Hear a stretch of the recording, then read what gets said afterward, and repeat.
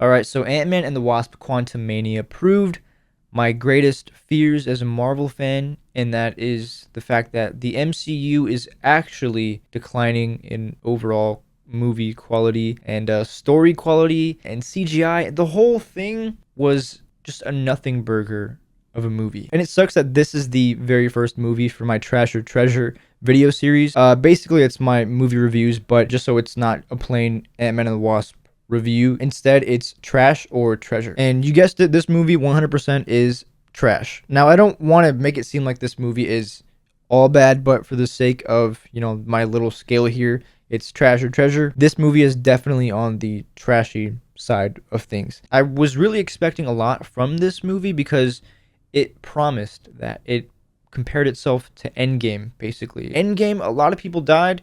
Stuff happened in that movie. Literally, if you look at this movie as a whole, nothing happens. So I am going to talk spoilers for this video, but just so you know, there isn't really much to spoil. Kang and Ant-Man are going to fight each other, and then Ant-Man wins.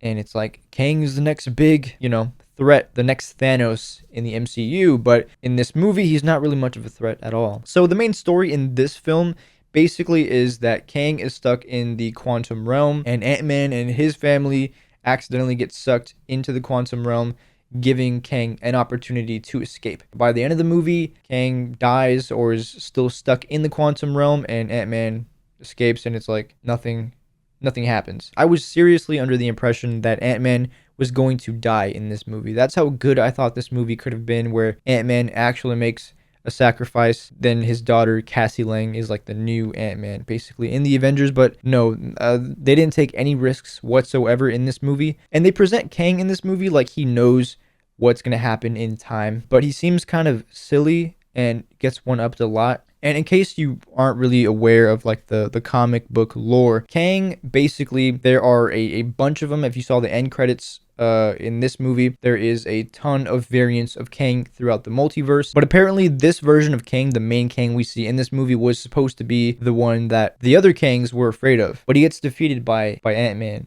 and his family. So I'm not really sure what direction they're going in now. Are the Avengers just going to end up fighting an army of Kangs throughout time, basically? Because the more Kangs you add for the Avengers to fight, the less value, the less presence they have. I will say this movie was funny at times, as every other Ant-Man movie is. It's just the fact that it was promised to be something more, and it really was not. Kang in this movie, we don't really get to sympathize with him. We don't really get a clear look at his backstory and what his motivations are. He kind of has this vague motivation of, I know what happens in time, and I need to stop it, or I need to fix it.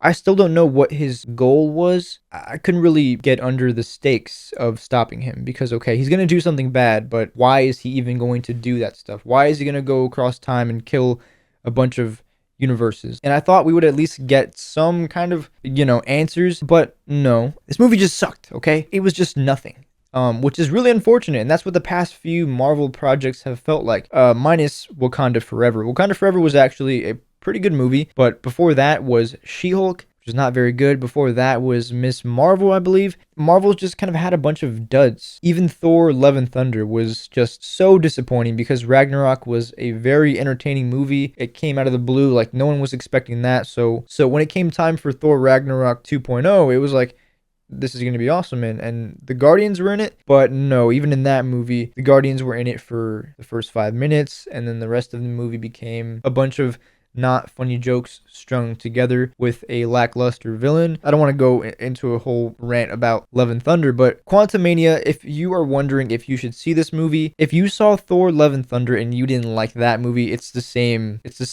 ballpark basically of quality. And one of the main nitpicks I have is that in the finale of this movie, it is so obvious how much they pick and choose when Kang is super powerful and then he's fighting Ant-Man, and then all of a sudden he's giving little love taps to him. So there's this huge battle between the Resistance and Kang's forces, and Kang is just obliterating a whole battalion of Resistance fighters. He's just like thinking them to like disappear. He's just like blasting them out of time. And then he gets to Ant-Man and he's just like pew pew pew pew pew pew pew. He's giving them little like zaps, and then like Ant-Man's falling. He's like, but it's like, whoa, whoa, whoa. So you're telling me Kang is just zapping our heroes? Like, it's not even like he's trying to give the same force of like, but he's missing.